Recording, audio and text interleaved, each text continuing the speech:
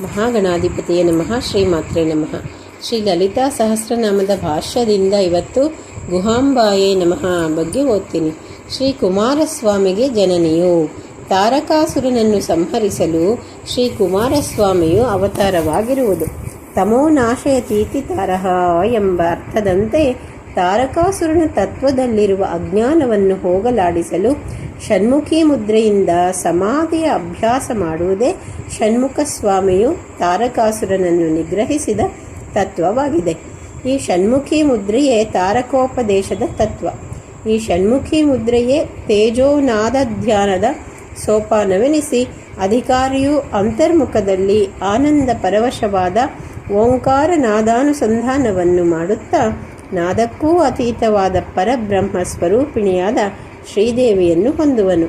ಆದುದರಿಂದ ಶ್ರೀದೇವಿಯು ನಾದಕ್ಕೂ ಅತೀತವಾಗಿ ಗೋಪ್ಯವಾಗಿರುವವಳಾದುದರಿಂದ ಗುಹಾಂಬಾ ಎನಿಸಿಕೊಂಡಿರುವವಳು ಮತ್ತು ಶ್ರೀ ಕುಮಾರಸ್ವಾಮಿಗೂ ಜನನಿಯಾಗಿರುವಳು.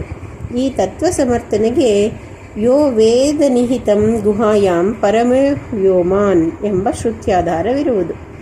ಮುಂದಿನದ್ದು ಗುಹ್ಯ ರೂಪಿಣ್ಯೇ ನಮಃ. ಶ್ರೀ ಸರಸ್ವತೀ ದೇವಿಯು ಬಹು ಗೋಪ್ಯ ರೂಪವಾಗಿರುವವಳು. ಇಂದ್ರಿಯಗಳಿಗೆ ಸಿಲುಕದ ಪರಬ್ರಹ್ಮ ಸ್ವರೂಪಿಣಿಯಾದುದರಿಂದ ಶ್ರೀದೇವಿಯು ಗೋಪ್ಯ ರೂಪ ಉಳ್ಳವಳಾಗಿರುವವಳು. ಅಲ್ಲದೆ ಶಾಸ್ತ್ರಗಳಲ್ಲಿರುವ ಶಬ್ದಗಳಿಗೆ ಸ್ಥೂಲವಾದ ಶಬ್ದಾರ್ಥವಲ್ಲದೆ ಗೋಪ್ಯವಾದ ಅರ್ಥಗಳಿವೆ. ಶ್ರೀದೇವಿಯ ಅನುಗ್ರಹವಿಲ್ಲದೆ ಗೋಪ್ಯವಾದ ಭಾವಾರ್ಥಗಳು ಸ್ಫುರಣೆಯಾಗುವುದಿಲ್ಲವಾದುದರಿಂದ ವಿದ್ಯಾ ಸ್ವರೂಪಿಣಿಯಾದ ಶ್ರೀದೇವಿಯು ಗೋಪ್ಯ ಸ್ವರೂಪಿಣಿಯು. ಅಲ್ಲದೆ ಷಣ್ಮುಖಿ ಮುದ್ರೆಯಿಂದ ಅಂತರ್ಮುಖದಲ್ಲಿ ಕೇಳುವ ಓಂಕಾರನಾದವು ಇದರ ಅಂತರ್ಗತವಾಗಿರುವ ಕಳೆಯು ಅನಾಹತವೆನಿಸಿ ಗೋಪ್ಯವಾದುದು. ನಾವು ಹೊರಗೆ ಕೇಳುವ ಶಬ್ದಗಳೆಲ್ಲ ಅಹತವೆಂದರೆ ಒಂದು ವಸ್ತುವಿನೊಡನೆ ಮತ್ತೊಂದು ವಸ್ತುವು ಕಲೆತು ಉಂಟಾಗುವ ಶಬ್ದವಾಗಿದೆ. ಅನಾಹತನಾದವು ಆಕಾಂಕ್ಷಾಂತರ್ಗತವಾದದ್ದು. ಇದನ್ನು ಒಳಗಡೆ ಇರುವ ಜ್ಞಾನ ಶ್ರೋತ್ರದಿಂದ ಕೇಳತಕ್ಕದ್ದಾಗಿದೆ. ಹೊರಗಿನ ಇಂಪಾದ ನಾದಗಳಲ್ಲೇ ಬಹು ಆನಂದವಿರುವಾಗ ಓಂಕಾರನಾದದ ಆನಂದವನ್ನು ವರ್ಣಿಸಲು ಸಾಧ್ಯವೇ ಇಲ್ಲ.